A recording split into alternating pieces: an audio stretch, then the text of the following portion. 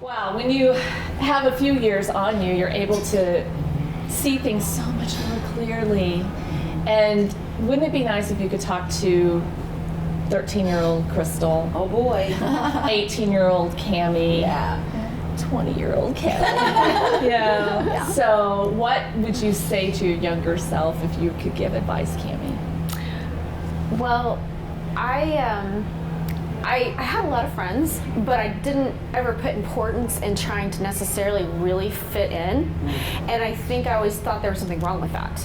And now, as I look back, the ways that I'm different, I call unique, and those are more my assets than I realized back then. I thought that I was supposed to try to fit in more, you know what I mean? And so, I don't know if I'm explaining this right. But I think that I would say that it's not as important as I would have thought, and that's something I would try to tell my son, is that you don't have to try to fit in. But it's not about rebellion. That's not at all what I'm talking about either. Yeah. But God made us unique. He made me certain ways that I am very different than other people.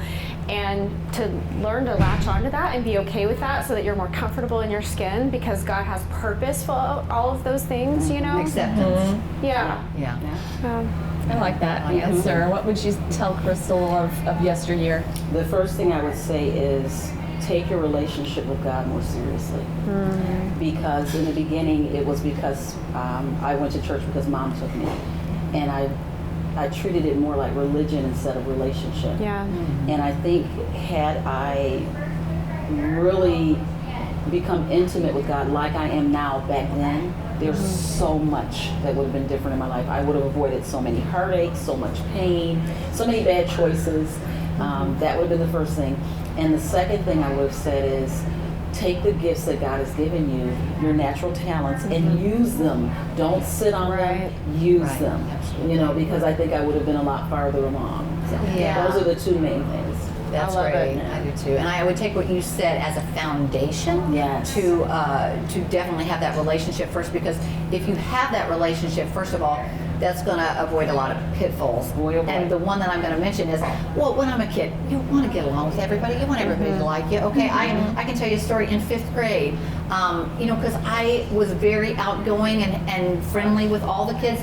And there was one girl in 5th grade, she just didn't like me. She just did not like the way I looked, and she was not having it. So I took that time to reach out to her because I was like, why doesn't she like me?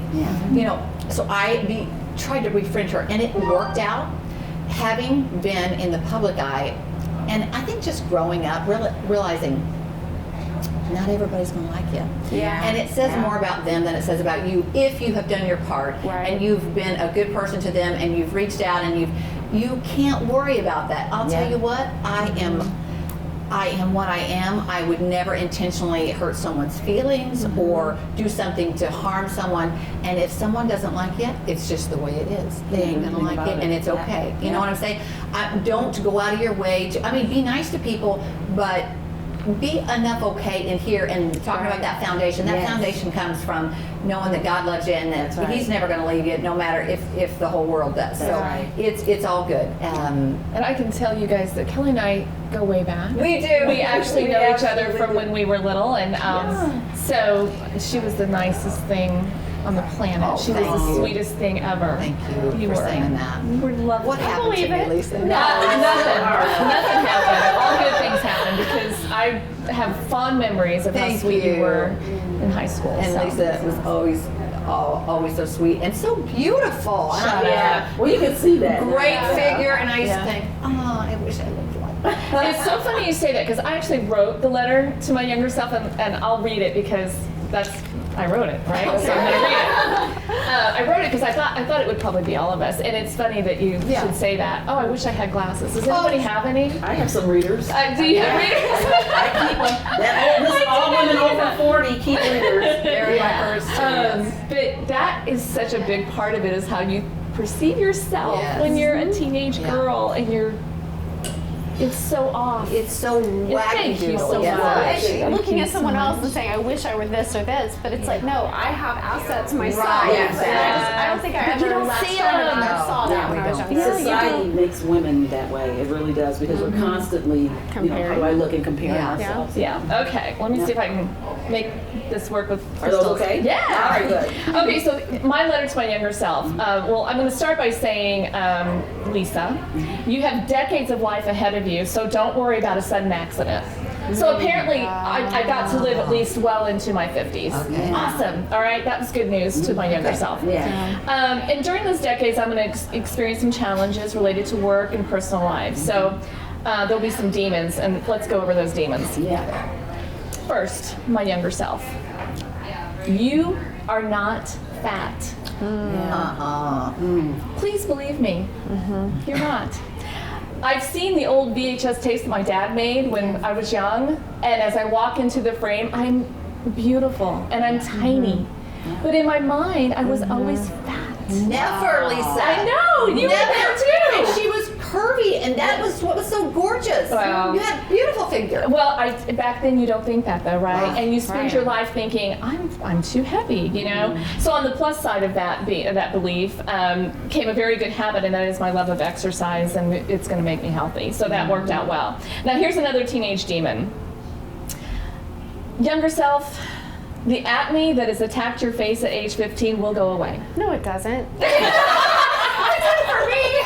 it will go away. I can stop making deals with God, like, oh, if you'll just make my face pretty again, you know, I won't be this or that, you know. And I never noticed. Really? In high school? Oh my gosh. See, this is good that you get to. Not fair. You were there. Yeah. My parents saved me on that. My mom was a hairdresser and she owned a salon, and back in the 70s they had like an LPN come in and do the very first kind of skincare ever. And I was her guinea pig. I was the one that they worked on to try to, you know, make it a thing that people would want to buy. Yeah. So Well, it she works, saved me. looking at you. I was gonna say. Now let's tackle some work demons. When you start working in television, you're going to spend a long time acting with great confidence in your abilities. It will serve you well, but don't be too bold. It's okay to show a little weakness, because even in your 50s, you'll come to understand there's a lot you don't know, and it's okay. I think that's very wise to understand that you don't know everything. That's Right. the Yes. first point in being wise, We is to all know have something to Yes. learn. Yeah. You don't know everything, and here's a fun thing about my job. You're going to love animals your whole life. Yeah. And you're going to choose a career that actually opens up possibilities to help thousands of abandoned pets. Who would have thought? Yeah. Right? Yeah. That worked out well. Yeah. Here's some advice, younger self. When you argue, try to take a breath and give up the need to be right all the time. You can learn from the other person's perspective. Just because you have strong verbal skills, don't use them as a weapon. Be nice. Good. That's good. Yeah. You're also going to feel like you must solve every problem that crosses your desk as quickly as possible. Some issues, yes, but most can simmer a little while. Let your brain puzzle on them, because I've learned through patience, solutions that prove really effective can rise to the top. That was probably my number one thing when I became a news director, is I don't have to solve a problem that comes across like that. Yeah. As a producer, when you produce TV news, you're constantly Yeah. fix, Yeah. fix, Right. fix. Yeah. Right. Yeah. If you will sit back for a second and breathe through the problem, sometimes a day, if you'll take a moment to breathe through it, all of a sudden the solution just presents itself to you. Yeah. Isn't that nice? That is very true. What else? Younger self, you're never going to have the blessing of a child of your own, but you will be greatly blessed with the love of other people's children. And they're going to need your voice and your guidance, so be available for that. In love, in work, and in family dynamics, always trust your gut. It has never proven wrong. If something churns in your belly, that's a strong indication it's a real concern. Right. Very true. Right? Yeah. Our gut tells us everything. Also, big problems don't have to eat you alive. Most issues that keep you awake at 2 a.m. will fade away with your gray matter in just a matter of weeks. You know, when you have like a bad show when you're in your 20s and you're a producer and you have this terrible, awful show, and you go to bed and you just lay there thinking about it. You think about it the next day and the next day. In a matter of weeks, poof, it's going to go away. Yeah. Yeah. It But won't the other be thing big. is, yeah, it's probably not as bad as what you thought it was. You know what I'm saying? Yes, yes. Finally, push harder for your dreams. Decades will pass quickly, and it's so easy to get caught up in the work, home routine.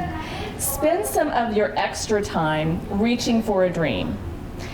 And of all those sick days that you never took at work, take one every once in a while and sit quietly and be grateful. That's nice. That's beautiful. So good. that's what I would tell my younger self. Now, will she listen? That's the whole thing. That's good for us older selves. That's the thing, Lisa. Think about the silly ways that we were and the things that we thought. Yeah.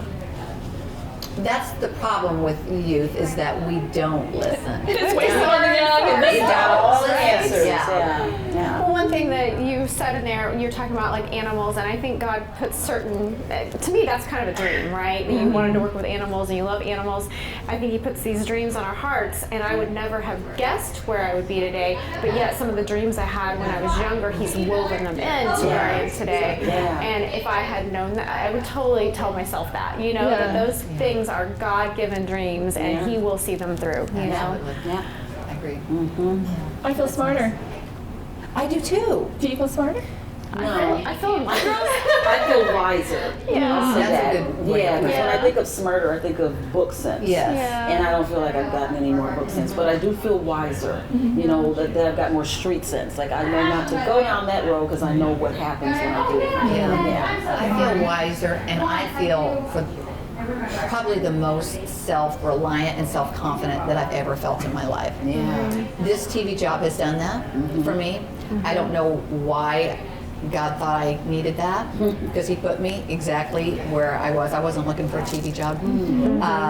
All my life, I wanted to be a singer, and I did sing, but I was characters because I had a shy bone about me. The first couple years in TV were excruciatingly scary for me. And you know what? I don't think any other position could have put me where I am, and I'm really grateful for that, to not have that fear, to be okay with this. It's Yeah. all good. You know, Yeah. that feels really nice. Kelly and I share that I didn't ever set out as a goal to do anything on TV, but God placed me in the exact spot, and so I just feel how He has taken the things that He gave me that I didn't know were assets way back when, and He's showing me, here's why I made you exactly how I made you. It's just a comfortable feeling finally in my own skin, and I'm grateful for exactly. Do the scary things. that. Do the scary things. I would tell myself that. Yeah, Yeah. exactly.